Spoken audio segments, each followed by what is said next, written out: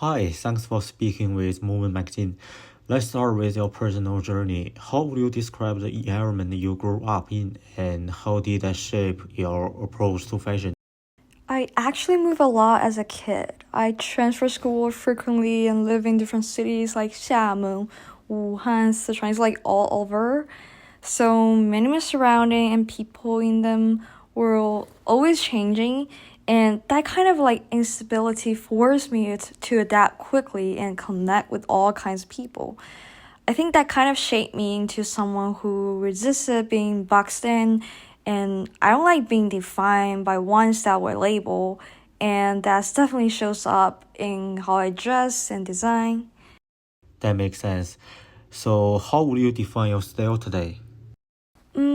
I will say my style is more rooted in streetwear, like loose, oversized t-shirt, jacket, sneakers. That's kind of like look people usually associate with like dancer. I used to dance a lot, actually. I still do. So hip hop and urban dance like Corey was a huge part of my life as I'm growing up. And I still carry that energy with me every day, and it's more than a style. It's more like a rhythm and a lifestyle that I live with. So, dance came before design? Yeah, kind of. I was introduced to dance really young. I was on the dance team back in like elementary school, middle school, high school. It was the one constant in my life that gave me control and expressions and happiness. I would say dance taught me to understand movement, how your body's gonna flow, how it carries the energy, how you like connect with people when you're dancing. That naturally translate into my approach to clothes, to design. I want people to move freely, confidently, and also, without being restricted by the garment or the rules.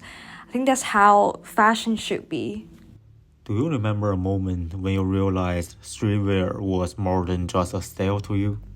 When I started noticing how streetwear wasn't just about looking cool, but also, to identify the resistance, storytelling, and also it brings you confident. It makes me confident though.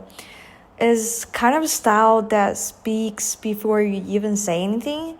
There's a power in that and energy and everything. It just gives me everything and it refine me. And also I connect to that power because I feel like I didn't have a roots growing up, and streetwear become my way of like anchoring myself. So, how has your time in skate influenced your design philosophy? Yeah, of course. I love sketch. Sketch changed a lot for me. The experience was intense and incredible. I met so many people, friends, mentors, and work on projects that pushed me to look deeper into my ideas. The way I approach design now, like conceptually, structurally, even emotionally, is because of the habits and perspective I developed during my time there. It also made me more intentional with my reference and taught me how to translate my personal story into something others can wear and relate to. It changed me a lot. Like Scat taught me a lot. Do you see your work as personal storytelling? And then? I would say yes and no. It's like every piece, it comes from life, like all the ideas, like arts, come from life.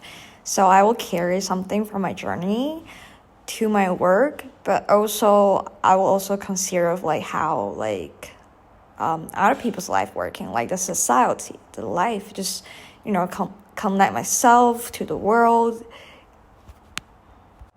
Yeah, just like I want to be related to my work, and also I want like somebody else, like people, my viewers, can also relate to my work.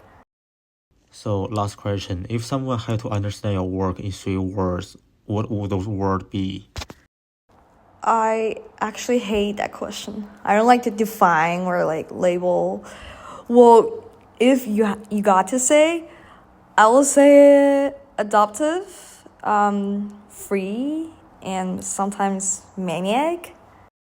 Brilliant answers. So it can be seen that culture and growth experience has an influence on your own fashion choice. Thank you again for talking with Moment Magazine.